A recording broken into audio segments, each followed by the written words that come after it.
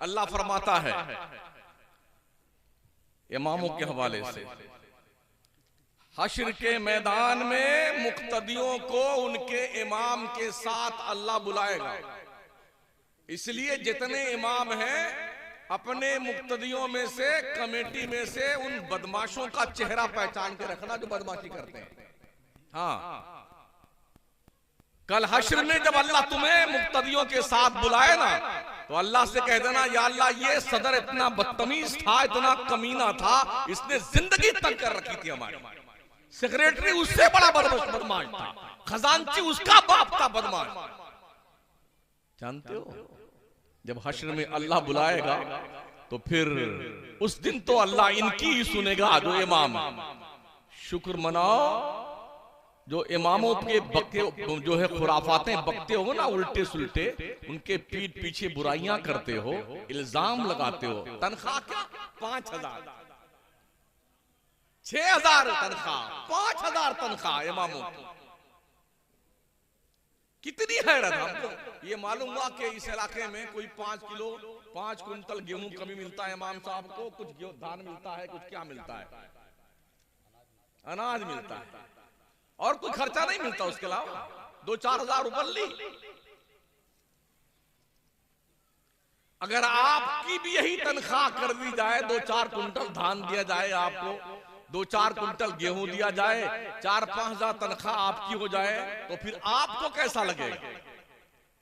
Business करने पे अगर आलिम आ जाए तो इससे ज्यादा बिजनेस करना किसी के बाप को नहीं आता है।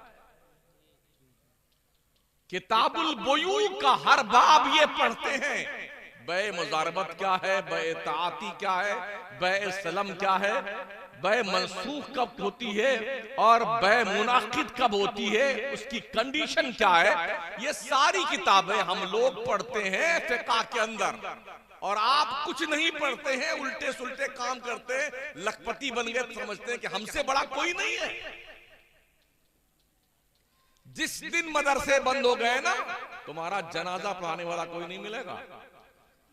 अपने मुर्दों को ऐसे टिका किया जाना कब्रिस्तान में, अब्बा आप जानो और आपकी खबर जाने, हमको तो जनाजा पढ़ना भी नहीं आता।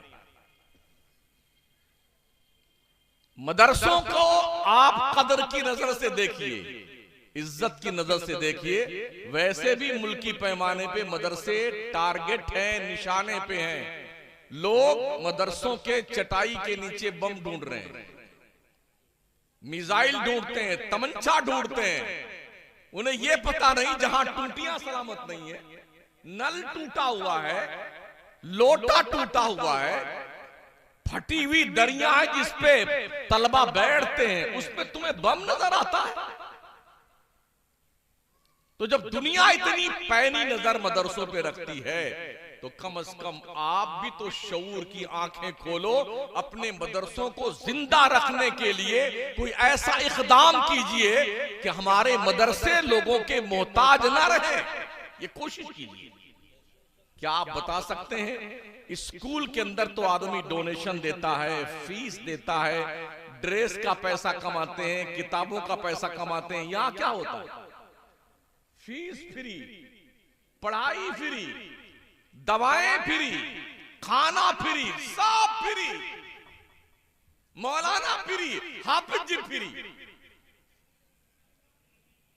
इसलिए शायद आपने मदरसों का वकार नहीं समझा। जो डॉक्टर हैं, इंजीनियर हैं, लॉयर हैं, ऑफिसर हैं, वो भी सुन ले इस बात को कान खोल करके। इस्लाम के इन्हीं दानिशगाहों से दुनिया ने इल्म सीखा है। आज हमारा बच्चा कॉलेज में जाता तो यार वो न्यूटन कितना माइंडेड आदमी था, आइंस्टाइन कितना काबिल आदमी था, गैलीलियो कितना काबिल आदमी था, ओहो यूरोप के लोग कितने पढ़े लिखे लोग थे। ये वो लोग हैं महोदय जी जो मुसलमान साइंसदानों के दस्तरखान पे पड़े हुए टुकड़े खा के साइंसदान बने। अपने बच्चों को सिखाइए। गुज़िश्ता 400 साल का जमाना छोड़ दीजिए, दुनिया में कहीं इल्म था तो सिर्फ मुसलमानों के पास था, सिर्फ मुसलमानों के पास। आपका बच्चा ये नहीं जानता दैनूरी कौन था, फाराबी कौन था, इब्ने सीना कौन था, खवारज़मी कौन था। आपका बच्चा ये नहीं जानता है कि इस दुनिया के नक्शे पे इब्नुल हैशम कौन था। आपका बच्चा ये नहीं जानता इब्ने रशद कौन था। माजी करीब का सबसे बड़ा साइंटिस्ट, साइंसदान इमाम अहमद रजा कौन था। आपका बच्चा ये नहीं जानता। मैं यकीन के साथ कहता हूं, न्यूटन, आइंस्टाइन, गैलीलियो, केपलर आज होते ना कशकोले गदाई लेके बरेली के कलंदर की चौखट पे भीख मांगते दिखाई, इतने बड़े साइंसदान के आला हज़रत। लेकिन हमारी कौम ने अपनों के साथ जो दुर्व्यवहार किया है उसका कोई भरपाई करने को तैयार नहीं। और हमारे मुस्लिम स्कूलों और कॉलेजों में बच्चियों का जो हाल है, अभी मौलाना बयान कर रहे थे ना, बड़ी बेपर्दगी के साथ शादी ब्याह में पता नहीं चलता है कि मुसलमान की शादी हो रही है या किसी काफिर के यहाँ शादी हो रही है। मादर पिदर आजाद, बच्चियां, बहनें, माएं, बेटियां। कितनी हैरत, कितनी अफसोस की बात। शायद आपको पता होगा, कुछ साल पहले कर्नाटक की एक लड़की ने हिजाब के ऊपर ऑब्जेक्शन करने की बुनियाद पर, जब उसे गेट के अंदर एंट्री नहीं मिली थी और उसके साथ छेड़खानी की गई थी, मुस्कान नाम था उसका, और उसे स्कूल से निकाल दिया गया। बड़ा एहतजाज पूरे मुल्क में हुआ। आखिरकार हिजाब के साथ उसने पढ़ाई की और पढ़ करके बाज़ाब्ता तौर पर एक जज की हैसियत से उसने कर्नाटक टॉप किया। पर्दे और हिजाब ये तरक्की की राह में रुकावट नहीं है। हिजाब में रह करके भी तरक्कियात के ज़ीने तय किए जा सकते हैं। ये गंदी सोच हमारी है कि बुर्का, ये नकाब, ये हिजाब जो है बार बार इसको पहनना पड़ता, उतरना पड़ता है। गैरों की बच्चियों को हमारी मुस्लिम बच्चियों के साथ लगा रखा है ताकि इनको वर्गलाए नकाब के ताल्लुक से।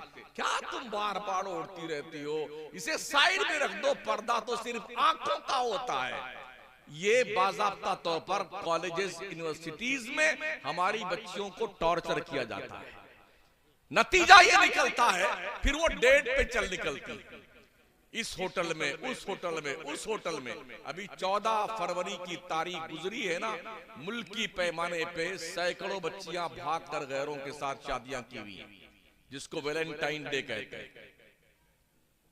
किस किस बात पर रोया जाएगा, किस किस बात पर इजहार तासुफ किया जाए। जब एक मुसलमान औरत को हज जैसे फरीजा की अदायगी के लिए इतना पाबंद किया गया है, कोई औरत गैर महरम के साथ या अकेली हज पर नहीं जा सकती है, तो जो हज जैसे मुबारक सफर पर कोई औरत बेपर्दा या गैर महरम के साथ नहीं जा सकती है, तो कोई लड़की आपके इस गांव की दिल्ली में अकेले क्यों पड़ रही है, अलीगढ़ में अकेले क्यों पड़ रही है? शेयरिंग बेस पे कमरे लिए जाते हैं, एक लड़की 3 लड़का, 2 लड़का 1 लड़की। कमरा महंगा है ना, तीनों अजनबी हैं। क्या समझते हैं आप, इज्जत महफूज रहती है? वो भी इस दौर में जब मोबाइल की दादी अम्मा के ऊपर एक फिंगरप्रिंट कीजिए तो जहन्नम के सारे दरवाजे खुलते हैं। इस बुराइयों के माहौल में, तनाजुर में, क्या बच्चियों की इज्जत महफूज रह सकती है? आप नाक ऊंची करने के लिए कि खान साहब है, तुर्क साहब है, फलाने साहब है, शेख साहब है, कोई साहब वाब नहीं भाई साहब। तुमने कोई सुरखाब के पर नहीं लगाए। डॉक्टर इकबाल ने बहुत पहले कहा था, यूं तो सैयद भी हो, मिर्जा भी हो, अफगान भी हो, तुम सभी कुछ हो, बताओ क्या मुसलमान भी हो? वज़ा में तुम हो नसारा तो तमद्दुन पे हुनूद। ये मुसलमान है जिन्हें देख के शर्माए यहूद। आज हमारी कम्युनिटी पढ़ती नहीं है, मुसलमान नहीं पढ़ता है, तालीम नहीं हासिल करता है, 8वीं 10वीं 12वीं पढ़ते पढ़ते फिर वो दिल्ली, बंबई, कलकत्ता यहां का रुख कर लेता है, चाहे वो अपने गले में पान की दुकान लटका के गली गली पान बेचता है, कोई प्लेट साफ करता टेबल पर। क्यों करते हो यार, क्यों नहीं पढ़ते हो यार? इस्लाम का सबसे पहला मैसेज हजरत ईसा के आसमान पर उठाए जाने के 571 साल के बाद अल्लाह जब पहली बार गारे हिरा में अपने मुस्तफा से मुखातब हुआ तो सबसे पहला मैसेज था क्वालिफिकेशन का, इकरा इकरा बिस्मि रब्बिकल लज़ी खलक। जिस मुसलमान के मजहबी किताब का पहला चैप्टर क्वालिफिकेशन है, उस मुस्लिम कौम का हाल यह है, मुल्क हिंदुस्तान में शेड्यूल कास्ट से भी निचले स्तर पर तालीम हमारे मुसलमानों की है। झाड़ू लगाने वाली कौम हमसे ज्यादा पढ़ी लिखी हुई है। अभी 4 महीना पहले हिंदुस्तान के हाई कोर्ट की एक रिपोर्ट छपी थी, जिसमें बताया गया था पूरे हिंदुस्तान में हाई कोर्ट में तकरीबन 600 जज हैं, जिसमें से 582 जज पंडित जी और ठाकुर साहब थे। सिर्फ 18 जज थे जो मुसलमान और अदर कास्ट के लोग थे। हम कितने पढ़े लिखे लोग, कहीं नाम तक हमारा नहीं आता यार, क्योंकि हम पढ़ते नहीं। हम बोझ बने जा रहे हैं, मुल्क पर बोझ। ऐ लोगों, मुल्क पे बोझ नहीं, मुल्क की जरूरत बन जाओ, जरूरत। दुनिया नेग्लेक्ट नहीं कर सकती है आपको। पढ़िए, इतना पढ़िए कि दुनिया आपको देख के महवे हैरत रह जाए। जब तक हम पढ़ते थे ना, हमने दुनिया पे हुकूमतें करी हैं। बैक वक्त 3 बर्रे आजम पे मुसलमानों ने हुकूमत की है, 3 बर्रे आजम पे।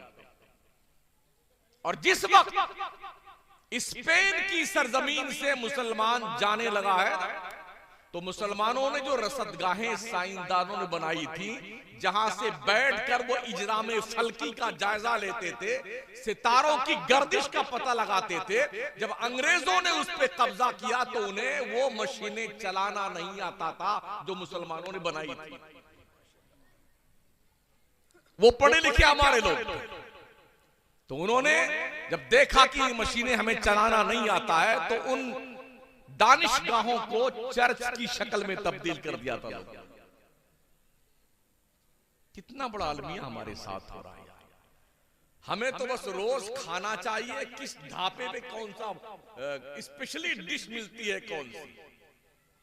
दिल्ली तक, यहां से लेकर के दिल्ली तक ढाबों पे, किसी होटल पे देख लीजिए, मुसलमान सबसे आगे खाने में है। हाँ, इसीलिए तोंद बढ़ती जाती है, इल्म घटता जा रहा है। मुसलमानों के महल्लों में कोई लाइब्रेरी नहीं है कि जहां हमारी कौम के बच्चे 1-2 घंटा बैठ के किताब पढ़ लिया करें। ए मुस्लिम कौम के लोगों, हर मुसलमान अपने घर में एक मिनी लाइब्रेरी बनाए। 150 किताबें घर में रखो, ताकि तुम्हारी औलादें घर में बैठ के किताब पढ़ा करें। मगर क्या कीजिएगा, 3 साल के बच्चे से लेकर के 80 साल के बुढ़े तक के हाथ में एंड्रॉइड मोबाइल। कान में बेटे ऐसे ठूस लेते हैं, अगर खुदा ना खास्ता किसी घर में आग लग जाए ना, तो चिल्ला चिल्ला के लोग थक जाएंगे, वो सब जल करके मर जाएंगे कमरे में ही। सुनने में नहीं आता उनको। हर आदमी अपने काम में मस्त है, और एक ऐसी बीमारी ये पड़ गई है हमारी कौम के बीच में कि इसका कोई इलाज नहीं सकता। ये कुछ नया काम कर रहे हैं क्या आप नेताजी?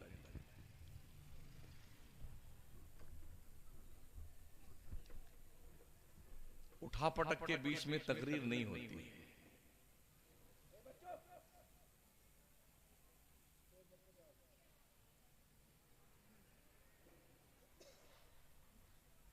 ये कम पढ़े लिखे लोगों की पहचान है। हम साउथ में भी जाते हैं तकरीर करने के लिए, एक बंदा नहीं बोलता, हजारों का मजमा है, सिस्टमैटिक ढंग से लोग बैठते हैं और ऐसा भी नहीं सुभान अल्लाह बोलिए, जोर से चिल्लाइए, लहराइए पैर, कुछ नहीं, चुपचाप आप तकरीर कीजिए, बंदे चुपचाप सुन रहे होते हैं।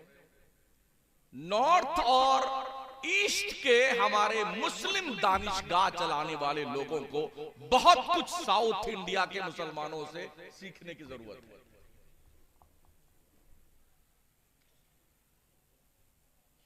14% बच्चे मुसलमानों के 10वीं 12वीं पास करते करते ड्रॉप आउट कर जाते हैं।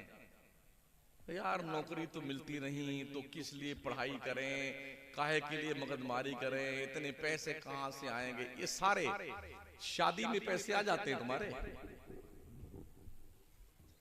इतने पैसे लोग शादियों में खर्च कर रहे हैं, कहीं नाक न कट जाए। अरे ओ नक्कटे लोगों, इससे बड़ी नक्कटीपन की बात क्या होगी। तुम्हारी पूरी जनरेशन जहालत के जंगल में गुम हो चुकी है। दुनिया तुम्हारा मजाक उड़ा रही है कि जाहिल कौम के लोग। 2-4% कोई मालदार है मुसलमानों में तो लोग यही कहेंगे जाहिल कौम, गरीब कौम का ये मालदार मुसलमान है।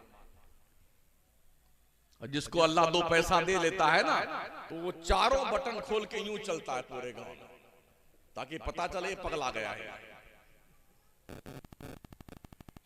कारून के पास भी दौलत थी महोदय जी, अल्लाह ने दौलत समेत धंसा दिया था उसे। हाँ, शद्दाद ने जन्नत बनाई थी, एक झलक देखने नहीं दी गई उसे।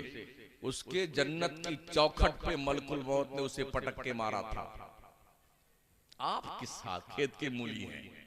उसकी उम्र 1000 साल की थी शद्दाद की, 1000 बीवियां थी उसके निकाह में, लेकिन जन्नत उसकी जो उसने अपने करोड़ों अरबों खरबों पैसे लगा के बनाई थी, अल्लाह ने देखने का मौका नहीं दिया।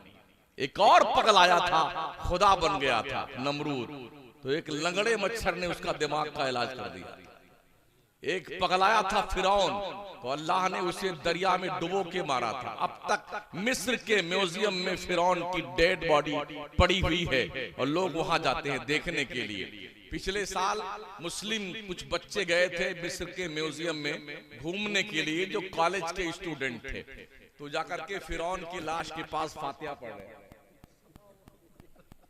जिस कौम के स्कूल के मुस्लिम स्टूडेंट्स को यह पता ना हो कि फातिहा पढ़ी कहां जाती है, इस सादगी पे कौन ना मर जाए ऐ खुदा, करते हैं कत्ल हाथ में तलवार नहीं है। क्या कीजिए, बड़ी दुखद घटना है साथी, बड़े बुरे हालात हमारे। आप देख सकते हैं कि पूरे मुल्क में इस वक्त अफरा तफरी बची हुई है। बातिल अफकारो नजरियात के लोग एक झूठी बात पर इतना एकजुट हो गए हैं। तुम्हें क्या हो गया, सच्चे खुदा के मानने वाले, सच्ची किताब को मानने वाले, सच्चे रसूल को मानने वाले, और मुसलमान सच्चे मजहब का मानने वाला इतना झूठा क्यों है? कभी इसका सर्वे किया? अगर आप अपने बच्चों की देख रेख नहीं कर सकते हैं तो खुदा के लिए बच्चे पैदा करना बंद कर दो। हाँ, और अगर बच्चे पैदा कर रहे हैं तो किसी यतीम खाने में डाल के आ जाओ, कुछ तो सीखेगा वो। जिस बेगैरत बाप को अपनी बेटी को स्कूल तक छोड़ने और वापस छुट्टी के वक्त लेके घर आने की फुर्सत नहीं है, उसे भी बाप कहलाने का हक है। जिस बेगैरत भाई को अपनी बहन को स्कूल तक छोड़ने और लाने की फुर्सत ना, उसे भी भाई कहलाने का हक है। महाराष्ट्र में मैंने गुलबर्गा का दौरा किया तो मैंने देखा वहां पर स्कूल में सिर्फ बच्चियां पढ़ती हैं और पढ़ाने वाली भी सिर्फ औरतें हैं। और हमारे उत्तर प्रदेश में बहुत सारे इदारे चल रहे हैं लड़कियों के, जहां मौलाना साहब पढ़ा रहे हैं और लड़कियां बेपर्दा, महोदय जी बेपर्दा। अब समझ में ये नहीं आता कि नकाब मौलाना साहब को पहना दिया जाए या ये जो पढ़ने वाली बच्चियां इनको पहनाया जाए।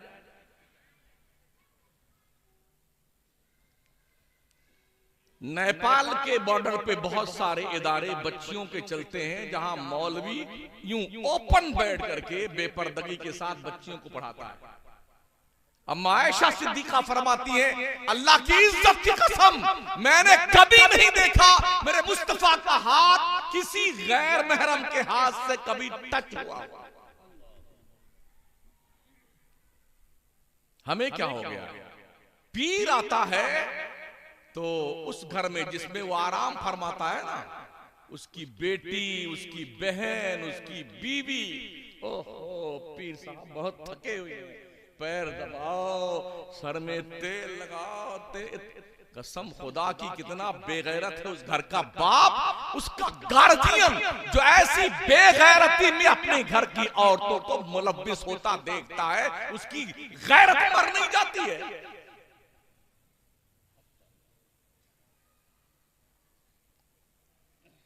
ऐसी गाड़ी में आता है, पैदल चंद कदम चलता, कहां थका हो, मर गया था कहीं, खेत जोतने गया था पीर साहब।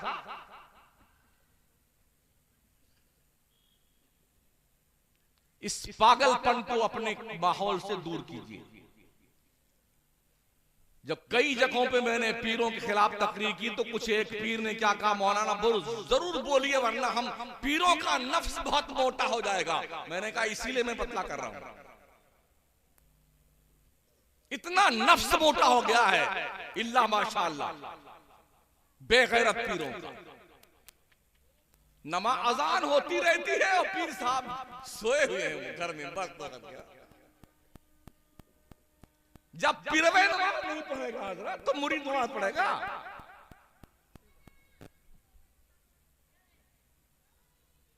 तो सबसे पहली नसीहत तो यह है कि जलसों में किसी पीर को मत बुलाया कीजिए, ताकि तुम्हारे जलसे चौपट ना हुआ करें, जलसों की सत्यानाशी ना हो। कुछ मतलब की बात की जाए, कौम मतलब की बात सुने, दीन के करीब आए, मजहब के करीब आए। ये लाखों रुपए जो जलसों पे खर्च होते हैं, इसका क्या मतलब है? यही ना एक कौम की इस्लाह हो। हमने ये भी देखा है, घोड़े का मजार, बिल्ली का मजार, घोड़े के टांग का मजार, गधे का मजार, चरस बेचने वाले का मजार, सट्टे का नंबर बताने वाले का मजार, उसके मजार पे 2-2 करोड़ का मार्बल मकराने का लगा हुआ है, चरसियों का। कुछ ओछा शरीफ गए तो मालूम ये हुआ कि किसी को दमा का मर्ज है तो वो बिल्ली के मजार पे जाए। वाह वाह, क्या थिंकिंग है यार। वो बिल्ली अम्मा जो है वो दमा का इलाज करती है, बाज़ाब्ता उसका एक रास्ता बनाया गया है। आस्थाने की पूर्व साइड में मजार, वहां भी मुजावर बैठा हुआ, वो मोर्चा लेकर के आइए दमा का इलाज करवा के जाइए। मजारात धंधे करने के लिए नहीं है, इन्हें अल्लाह के बंदों को सोने दो यार। बड़ी मेहनत से इन्होंने जिंदगियों में दीन का काम किया है। अब तो ये नम कनामतिल और उसकी मंजिल में इन्हें जन्नत की बहारें लेने दो। क्यों तबाही बर्बादी मचा रखी मजारों पे तुमने? आज हमारी कौम का खरबों रुपया मजारों पे खर्च होता है। काश ये पैसे मजार वालों ने जो मिशन दिया था उसको फरोग पे खर्च किया जाता ना, कितना अच्छा होता। साउथ में देखें आप, उनका बच्चा हाफिज आलिम भी बनता है और इंजीनियर बनता है, डॉक्टर बनता है, लॉयर बनता है। पिछले साल 50 मौलाना बने और वो 50 के 50 मौलाना हाई कोर्ट के अंदर वकील की हैसियत से ड्यूटी संभाली उन्होंने। तो हम ऐसा क्यों नहीं कर सकते यहां? हम भी कर सकते हैं ऐसा। जब एक आलिम वकील बनकर कोर्ट में जाएगा तो झूठ का खात्मा वहां से होगा। लोगों के मुकदमात देर तक लंबित नहीं रहेंगे। खामखा मुद्दई को और मुद्दा अलैह को फंसा के पैसा नहीं लूटा जाएगा, बल्कि इंसाफ का चिराग जलाया जाएगा। ये कोशिश तो कीजिए ना यार। सिर्फ हाफिज जी बना दिया, चंद किताबें पढ़ा के मौलवी साहब बना दिया। जाइए कहीं इमामत कीजिए, कहीं पर जाकर के मदरसा पढ़ाइए, बंद कर दीजिए ये सारा कारोबार। इससे नुकसान होगा, सिर्फ नुकसान। और फिर ये होगा कि जाहिल लोग ऐसे लोगों पर हाकिम बन करके बैठेंगे, हम जो कहें वही आप मानिए। और अक्सर लोग सरेंडर हो गए। हाँ, जैसे ही सदर साहब आते हैं तो मौलाना कुर्सी छोड़ के भाग जाता है। हाँ, आइए बैठिए, आइए बैठिए।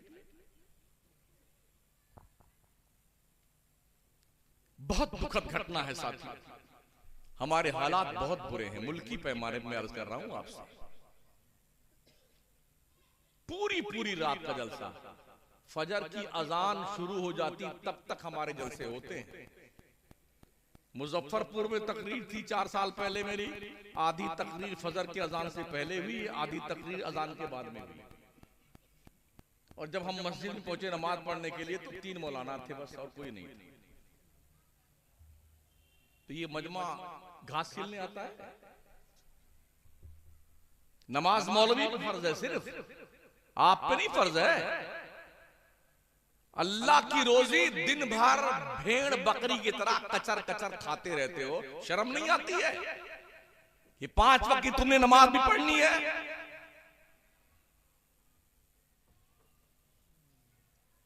अल्लाह इरशाद में वसारिऊ इला मगफिरतिन मिन रब्बिकुम व जन्नतिन अर्दुहा समावातु वल अर्द उइद्दत लिल मुत्तकीन। लोगों दौड़ो अपने रब के बख्शिश की तरफ, उस जन्नत की तरफ जिसकी चौड़ाई जमीन व आसमान के बराबर है। जो जन्नत मुत्तकियों के लिए बनाई गई है, परहेजगारों के लिए बनाई गई है।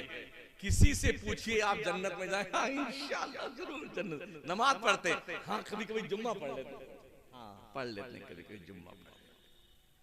कॉन्फिडेंस इतना है जन्नत में जाने का, अल्लाह की कसम मैं नहीं बता सकता मेरी ज़ंबीले हयात में कोई ऐसी नेकी है जिस पर मुकम्मल कॉन्फिडेंस से मैं कह सकूं कि मैं जन्नत में जाऊंगा। आपके पास है कुछ? सोचिए और तलाश कीजिए ऐसी नेकी जिस पर आपको यकीन हो ये अल्लाह के दरबार में पेश करने के लायक है। हर नेकी फसादे नियत का शिकार है।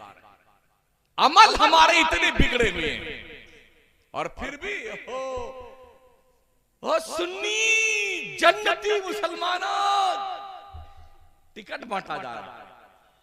पीर अपने नंबर से टिकट बांटता है, खतीब अपने नंबर से टिकट बांटता है और शायर अपने नंबर पे टिकट बांटता है।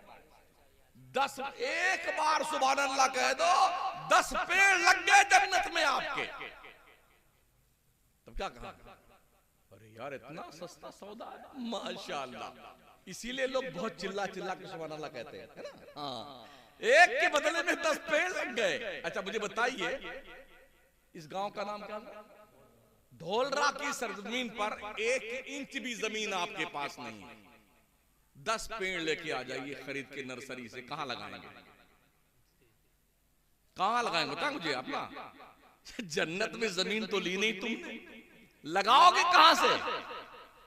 कभी पूछा उस शायर साहब से, उस खतीब साहब से पूछा जो जन्नत एक बार सुभान अल्लाह कहने पे 10 पेड़ लगवाता है जन्नत का? कभी पूछा उससे? पहले जमीन खरीद लो, जमीन जन्नत की। अल्लाह के नबी फरमाते हैं जो ये मस्जिदें हैं ना ये जन्नत की क्यारियां हैं। हाँ जन्नत की क्यारियां। यहां भी बेटे हमने देखा कभी कभी हम भी मुक्तदी बनते हैं। वैसे हैं तो इमाम मस्जिद में, कभी कभी मुक्तदी बनने का शरफ हासिल होता है। तो देखते क्या है जब 2 बुढ़े इकट्ठा बैठते तो उसको यूं चुमटी काटता है ताकि यहां से किसी का दोस्त पहले आ गया, नियत बांध लिया और वो पीछे बाद में आया तो उसके पास आ गया ताकि हंस दे नमाज में। बेशर्मो तुम्हारी गैरतें मर गई। तुम बादशाह आजम के दरबार में हुल्लड़बाजी करने आते हो। तुमने तमाम के तमाम आमाल को एक दिन मट्टी का बिल्कुल जो है एक ढेला बना रखा है हमारे सालिहात। पढ़ने वाले लोग कितनी दूर जाते थे। एक मुहद्दिस पढ़ने गए बगदाद में ना, तो उनकी माँ ने 100 रोटियां बना के दी थी। उस जमाने में मदरसे में खाना नहीं मिलता था, आज तो माशाल्लाह खाना भी मिलता है। नाश्ता भी मिलता है, चाय भी मिलती है। हम लोग जब पढ़ रहे थे ना, तो अगर दाल की पतीली में गुस्ल फरमा लेते ना, तो पता नहीं चलता पानी से नहाए कि हम उससे दाल से नहाए। डुबकी लगा के कोई खुर्दबीन से तलाश करता तो हजरत दाल रहमतुल्लाह अलैह का वजूद मसूद नहीं मिलता। रोज आलू, रोज आलू, रोज आलू। इस पूरे इलाके में आलू की भी खेती बहुत ज्यादा होती है। हमारे उस्ताद थे, उनसे जब पूछा कि हजरत, एक शागिर्द ने कहा, हजरत रोज आलू खाते हैं, रोज आलू खाते हैं, कभी ये गरीबी दूर होगी? कहा हाँ बेटे, जब तुम पढ़ाने लगोगे तो ये गरीबी दूर हो जाएगी। वो पढ़ के फारिग वो बेचारा पढ़ाने लगा, तो मदरसों के मुकद्दर में ये आलू, सबसे यतीम सब्जी आलू ही है। किसी से कुछ नहीं बेचारा ये कहता है। काट के खा लीजिए, भरता बना लीजिए, चटनी बना लीजिए, लोढ़ा से पीट डालिए, तल लीजिए, काशे काट लीजिए, सब्जी में घुसेड़ दीजिए, दाल में डाल दीजिए, और क्या नाम है, गोश्त में डाल दीजिए, सबके साथ बेचारा इन्नल्लाह माअस साबिरीन पढ़ के सबके साथ मुलाकात कर लेता है। तो वो बेचारा मौलाना जो पढ़ने गया, पढ़ाने लगा, कई महीने के बाद रोज सब्जी आलू, तो उसने खत लिखा अपने उस्ताद गिरामी कदर को, अस्सलाम वालेकुम रहमतुल्लाहि व बरकातुहू, हुजूर वाला आपने फरमाया था पढ़ाने लगोगे तो ये गरीबी दूर हो जाएगी, आलू की सब्जी नहीं मिलेगी, मगर हाल ये है जफाकारी सितमगारी जो पहले थी वो अब भी है, वही आलू की तरकारी जो पहले थी वो अब भी है। रोज आलू खाते हैं, ये गुर्बत का आलम। और उस जमाने में लोग पढ़ने जाते थे, वहां कुछ नहीं मिलता था। मुहद्दिस पढ़ने गए तो उनकी माँ ने 100 रोटियां दी, बेटे ने सुखा करके रोटियां रख ली। बगदाद में पढ़ते रहे, जब 100 रोटी, क्या करते थे वो, सब्जी भी नहीं थी, एक रोटी 24 घंटा में खाते थे। दरियाए दजला किनारे जाते, एक प्लेट में पानी रखते, उसी में रोटी को चूरमा बना करके पी लिया करते थे। 100 रोटी जब 100 दिन में खत्म हो गई तो रोते हुए घर आए, कहा गुर्बत ने हमें पढ़ने नहीं दिया। यकीन मानिए, वो मुहद्दिसीन जो दरियाए दजला के रेत पे बैठ के पढ़ते थे, इमाम बुखारी, इमाम मुस्लिम, इमाम आजम अबू हनीफा, गौसे आजम सरकार, जुनैद बगदादी, सिर्री सक्ती, बहलोल दाना, ये वो लोग हैं जिनके कदमे पाक की बरकत से दुनिया के औलिया फैज पाते हैं। आज की कंडीशन ये है, जब बगदाद के दरियाए दजला के रेत पे मैं पहुंचा ना, किनारे मैंने देखा 10 ट्रक शराब की बोतलें भरी जा सकती हैं।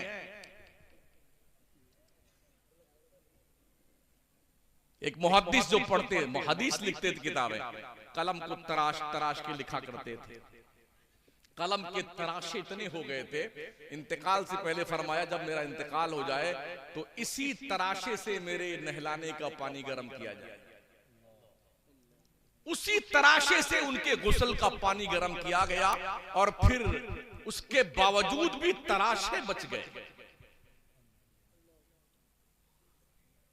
इस तरह पढ़ाई लोग करते थे।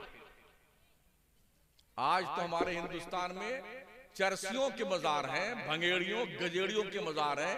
जब हमने हजरत बहलोल दाना का मजार देखा ना, इतनी जर्जर स्थिति है, अब गिरे कि तब गिरे।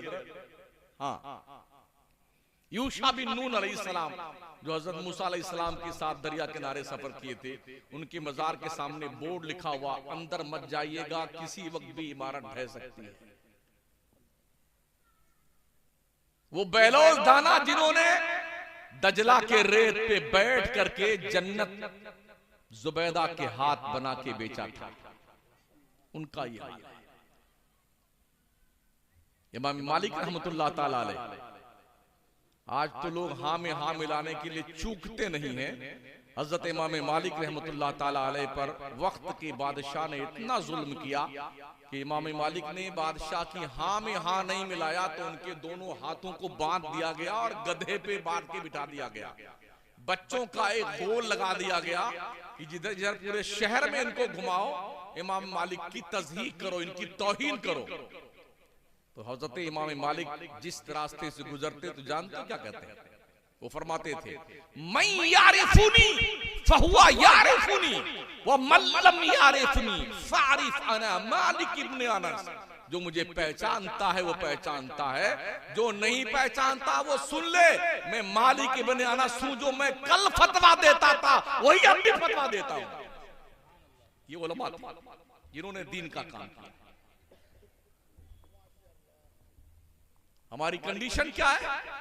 हम आलिमों को समझते हैं कि हमारे घर की गाजर मूली है, खेती हमारी है, हम जो चाहें इनसे कहलवा लें, जो चाहें इनसे करवा लें, ये कुछ नहीं कर सकते हैं, मजलूम तबका है ये कंडीशन हमारी कौम ने कर रखी है।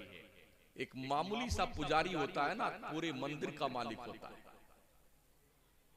मैंने ईसाइयों के पादरियों को देखा है, वो भी 25, 30, 30 और 40 लाख की गाड़ियों में घूमता है और पूरे चर्च का मालिक होता है। लोगों की तौबा कबूल करवाने के लिए जमानत देता है। वो जिधर से निकलता खुशबू लगा के निकलता है, लोग चरणों में गिर जाते हैं। तुमने अपने आलिमों की ये इज्जत बनाकर रखी है जिनकी शान अल उलमा वरसतुल अंबिया, उलमा नबियों के वारिस है, नबियों के। इमाम मुसल्ले पे खड़ा हो जाए ना, किसी का बाप चौधरी हो, नेता हो, उसकी हिम्मत नहीं कि वो इमाम के आगे जा सके। इमाम से पहले सर उठा के बता। नबी फरमाते अगर इमाम पर सबकत की ना, डर कहीं अल्लाह तेरी शक्ल गधे की तरह बनाना नहीं। मैंने अर्ज किया था, यौम नदउ कुल्ला उनासिम बिइमामिहिम। अल्लाह फरमाता है हश्र में अल्लाह मुक्तदियों को इमामों के साथ बुलाएगा। इसलिए मुक्तदियों इमामों से ठीक ठाक मिला करो, वरना इनकी एक शिकायत पर जो धुनाई होगी ना तुम्हारी, हाँ जहन्नम में उछलते कूदते फिरोगे। अदब कीजिए उलमा का, एहतराम कीजिए उलमा का, इज्जतो वकार से पेश आइए उलमा के साथ में। जिंदगी की सबसे इंपॉर्टेंट इबादत नमाज है। किसके पीछे पढ़ते हैं आप? नमाज से अहम इबादत तो कोई नहीं है ना। खुदा से मिलने का सबसे बेहतरीन तरीका नमाज। वो नमाज किसके पीछे? आलिम के पीछे, हाफिज कुरान के पीछे, कारी कुरान के पीछे आप पढ़ते हैं ना, उसके तवस्सुस से ही आपकी नमाज ऊपर को परवाज करेगी। इमाम को छोड़ के उधर जा नहीं सकती नमाज तुम्हारी। बड़े हल्के में हमने लिया है उलमा को। 5 कुंटल इस फसल में, 5 कुंटल उस फसल में। बकिया जब कोई मर जाता है ना, तो हजरत फातिहा दे दीजिए, तो उसमें कुछ पैसा आ जाता। बोले बहुत आमदनी मौलाना लोगों की है। 10वां में, तीजा में, बरसी में, 40वां में खूब फातिहा, खूब फातिहा, खूब फातिहा। ये भी सुन लो, मालदार जब मरता है ना, तो ज्यादा अनाज आता है मदरसे में, पैसे ज्यादा मिलते हैं। तो हम हैं सब कहेंगे, हम सब हाफिजों से, कारियों से, मौलाना लोगों से, आप दुआ मांगा कीजिए, या अल्लाह अगले महीने फला मालदार मर जाए, या अल्लाह अगले जुमा को फलाने चौकीदार मर जाए, लंबरदार मर जाए, ये मरेगा तो ज्यादा पैसा मिलेगा। यही होता है ना यार। गरीब के पास तो कम ही होता है बेचारा, तो गरीब के मरने की दुआ क्यों मांगेगा कोई? या अल्लाह फलाना सेठ मर जाए, फलाना लंबरदार मर जाए, प्रधान जी मर जाए, ताकि पैसा ज्यादा मिले। अगर चाहते हो तुम्हारे लिए दुआएं खैर की जाए ना, तो मरने से पहले कुछ ढंग का काम कर लो, मदरसे में, मस्जिद में, इदारों में, ताकि तुम्हारे मरने की नहीं, तुम्हारे जिंदगी की दुआएं मांगी जाए। इन्हें क्या समझते हो आप? ये मेहमान रसूल है, इनके पैरों के नीचे जिब्रील अपना पंख बिछाते हैं।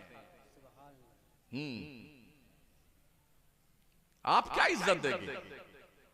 इनका मकाम इतना ऊंचा है, इतना ऊंचा है कि अल्लाह के नबी ने फरमाया, मैदान जंग में मुजाहिद को तलवार देने से ज्यादा सवाब का काम यह है किसी तालिबे इल्म को टूटा हुआ कलम दे दो। इस कलम में बहुत दम है। इस कलम ने ही सलमान अजहरी को साल भर जेल में रखा है। इस कलम ही ने 3 साल से कमर गनी उस्मानी को जेल में सड़ा रखा है। जिस कौम के पास कलम की ताकत होती है वो कौम कभी जेर बार नहीं होती है। रब ने यूं ही थोड़ी फरमाया, नून वल कलमी वमा यस्तुरून, मेरे रब ने कसम उठाई है कलम की। कलम जो कुछ भी लिखता है रब ने उसकी कलम कसम उठाई है। अल्लमा बिल कलम अल्लमल इंसान मा लम यालम, खुदा ने सिखाया है लिखने पढ़ने से, कलम के जरिए से। इंसान को वो कुछ सिखाया जो इंसान नहीं जानता था। ये कलम की ताकत है। साउथ इंडिया का इंसान इस कलम की ताकत से केंद्रीय योजना को हलक के नीचे से निकाल लाता है। नॉर्थ ईस्ट का मुसलमान इंसान पता ही नहीं पाता कि योजना कौन सी आई हुई है। उसके पास पता ही नहीं कलम का ताकत क्या है, और पढ़ा लिखा तो है नहीं। आप हैरत करेंगे, मैं जब तकरीर करके लौटा कर्नाटक के मंगलोर, चिकमंगलोर से सुबह में 8 बजे, तो कुछ बच्चे और बच्चियां पढ़ के वापस लौट रहे थे। आप हैरत करेंगे हजरत, 8 साल 9 साल की बच्चियां थी, लेकिन सब नकाब पहने हुए थे। और जो बच्चे थे वो जुब्बा और अमामा में थे। मैंने कहा यार ये बच्चे कहां से आ रहे हैं? बोले हजरत ये पढ़ के आ रहे हैं। इनकी माएं 4 बजे सुबह रात में जागती हैं, बच्चों को नहला धुला करके, कपड़े पहना करके, चाय पिला के मदरसा छोड़ के आती हैं। 3.5 घंटा मदरसे में बच्चे पढ़ते हैं। अब ये घर जाएंगे, नाश्ता करेंगे, उसके बाद स्कूल पढ़ने जाएंगे। सलाम है उन माओं को जो अपने बच्चों पर इतनी ज्यादा शफीक हैं, इतनी मेहरबान हैं, और बच्चों को रात के अंधेरे में मदरसे में छोड़ के आती हैं। हमारे हालात कितने नागुफ्ताब है। अपने बच्चों की तरबियत कीजिए। किसी माँ बाप की तरफ से औलाद के हक में सबसे बेहतर कोई तोहफा हो सकता है तो वो तोहफा है अदब का और इल्म का। ट्रेन का जायजा ले लीजिए वरना हम ही रह जाएंगे। नहीं पहले देख लीजिए, उसके बाद पढ़ेंगे।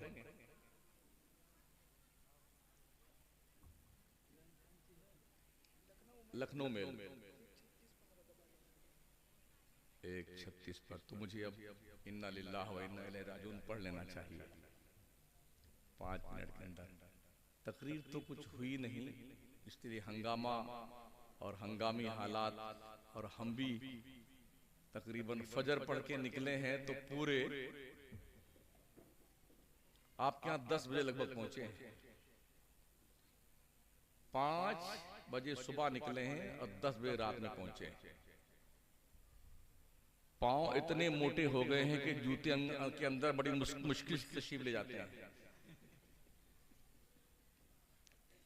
हजरत अल्लामा मुज़फ़्फ़र साहब बार बार फोन करके मुझे कहाँ पहुंचे, कहाँ मुझे, अरे हमने कहा तस्बीह लेके बैठ जाओ हजरत, हम पहुंच जाए खैरियत से, यही भलाई है। हमारी जहालत बहुत ज्यादा साथियों। हम अभी टूर ले गए थे उम्रे का, एक वाकया बताएं आपको, आदमी कितना जाहिल है। हमने स्कीम निकाली थी 7,000 रुपए महीना जमा कीजिए 11 महीने, 77,000 रुपए में, फिर 17 दिन के टूर पे चलिए। तो हमारे गांव से कोई 20 आदमी थे, तो 110 आदमियों का ग्रुप लेके मैं गया। पहले दिन जब मैं तवाफ और उम्रा करने गया साथियों को लेकर के, 3 चक्कर काबा के गिर्द घूम लिए, तो एक आदमी पूछता हजरत काबा कहाँ है?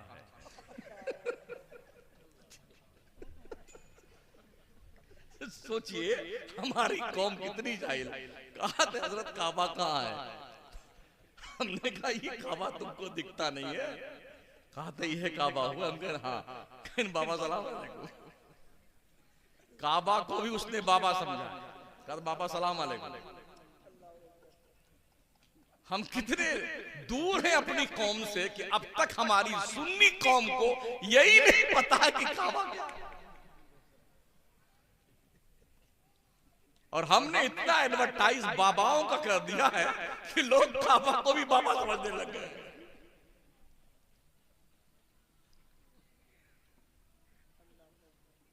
तो ये हैरत और इस्तेजाब की बात। मैं समझता हूं कि 14वीं सदी का ये 8वां अजूबा होगा जो मेरे साथ पेश आया है।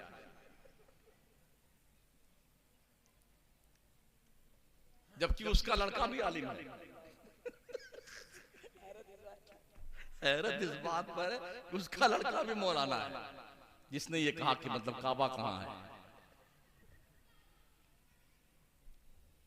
आपका मस्जिद में इमाम साहब कौन है? हजरत कई आदमी नमाज पढ़ते हैं। अरे मुस्कुराइए कम तो बता दीजिए, एकदम बिल्कुल बिला तकल्लुफ।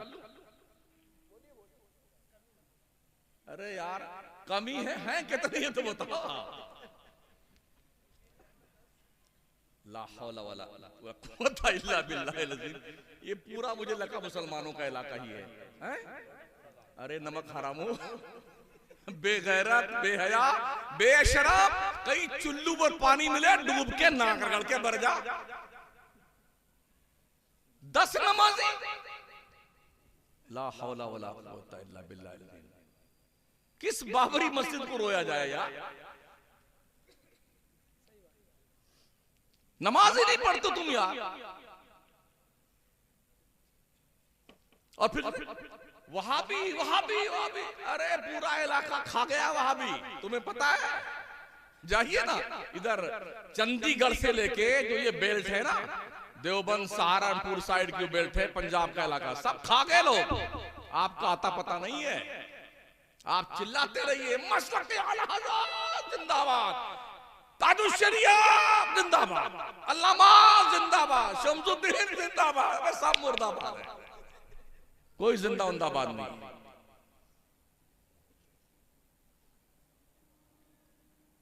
पूरा लखनऊ खत्म है आपका, दिल्ली चौपट हो गई आपकी, है कहां? बताइए 10 आदमी नमाजी, अल्लाह की पनाह। अल्लाह की हिकमत क्या है वही जाने ना। मैं इतना जानता हूं जिस दिन अल्लाह की लाठी पड़ेगी ना, तो तुम्हारी चौधराहट जो है ना, उसका आता पता नहीं चलेगा। यकीन नहीं आता है तो कैलिफोर्निया से लेके लॉस एंजिल्स के कुत्तों से पूछ लो उनका अंजाम क्या होगा। 1.5 घंटे के अंदर 50 अरब रुपए डॉलर किसे ज्यादा कहीं का नुकसान। अल्लाह ने एक बार आग लगा दी ना, पूरे 1.5 महीना आग नहीं बुझा पाए। Super power. इन्ना बत्शा रब्बिका लशदीद, बेशक तेरे रब की पकड़ बहुत सख्त है। जिस दिन अल्लाह पकड़ेगा ना, सारी चौधराहट बेटे धरी रह जाएगी। प्रधान जी साहब हैं, लंबरदार है, ठेकेदार है,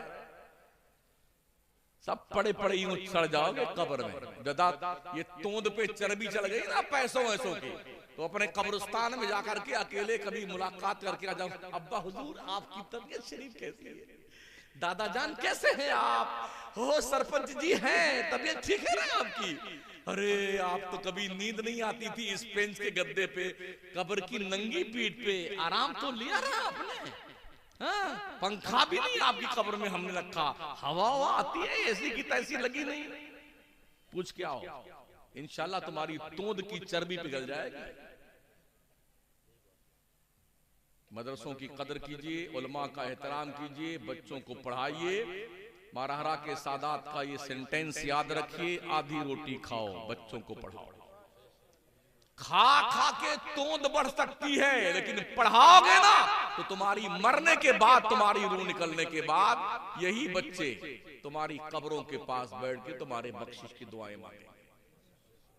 तुम्हारा डॉक्टर कहीं गुर्दा चोरी कर रहा होगा, तुम्हारा इंजीनियर कहीं फसाद फैला रहा होगा, कहीं लॉयर जो लड़का होगा वो काली कोट, काला कलाम, काला टाई लगा के काला काला काम कर रहा होगा, और ये बेचारे लेकर के कुरान में अब्बा आप मर रहे, अल्लाह ये मेरी माँ है, अल्लाह ये मेरा बाप है, मैं सूरह यासीन पढ़ रहा हूँ, परवरदिगार मेरे अब्बा की रूह अगर इंतकाल का वक्त आया तो आसानी से निकल जाए, अगर नहीं तो अल्लाह मेरे अम्मा को, मेरे अब्बा को शिफा याब कर दे। यही बच्चे जाएंगे, ठीक है ना? कभी फिर वक्त मिला, टाइम पे मुझे पहुंचना हो गया, अल्लाह करे तो तफसीली गुफ्तगू करेंगे आपसे। अभी तो तकरीर मैंने की नहीं, थोड़ा तकरार किया है आपसे जी। यार जिंदा सोबत बाकी। और वैसे मदरसा तो हमने ऊपर बस देखा, बाहर की दीवार देखा है। आमतौर पे मदरसों का हाल बहुत बुरा होता है, लेकिन ये ठीक दिख रहा माशाल्लाह मदरसा मुझे। हाँ, अल्लाह करे ठीक रहे माशाल्लाह। ये एक इम्तियाजी शान आपके मदरसे की है, अल्लाह सलामत रखे सबको। जी जी जी, बहुत खुशी की बात है। ये हिंदुस्तान का तन्हा मदरसा है जो इस कंडीशन चल रहा है। जिस तरह से आप बच्चों को अपने हाथ खिला करके इन्हें पढ़ा रहे हैं ना, आप खुद भी नमाज पढ़ो ना यार।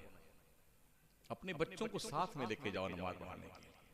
आपने देखा होगा, अभी मैं गोरखपुर गया था, तकरीर थी मेरी गोरखपुर के पास में, बहुत लंबी लाइन लगाई थी वहां पर अंदर दर्शन करने वालों की। हजरत हजारों मुसलमान औरतें नकाब पहले वहां पहन करके मूर्ति की जियारत करने जा रही थी। इसी हफ्ते की बात है, हजारों मुस्लिम औरतें। तो इनके बच्चे, छोटे छोटे बच्चे, वो यूं अदब से खड़े रहते हैं लाइन में, घंटों लाइन में। और हमारे बच्चे मस्जिद में आते थे, कबड्डी खेलते हैं, हाँ, पटकिन पटका खेलते हैं मस्जिद में आकर।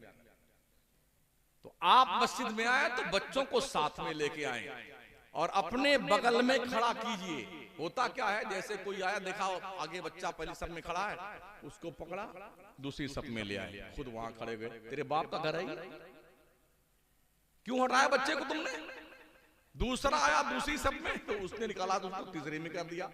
सारे बच्चे धकेल धकेल के पीछे कर दिए गए। अब बच्चे आजाद कि सब बड़े आगे हो गए, बच्चे पीछे हो गए। दे लत्ती, दे मुक्की, दे पटकिन पटका।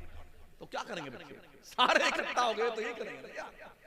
हर बाप अपने बच्चे को, अपने भाई को, हर भाई अपने बगल में खड़ा करे। बच्चों के बीच में खड़े होने से कतई सफ वाक़ई नहीं होती है।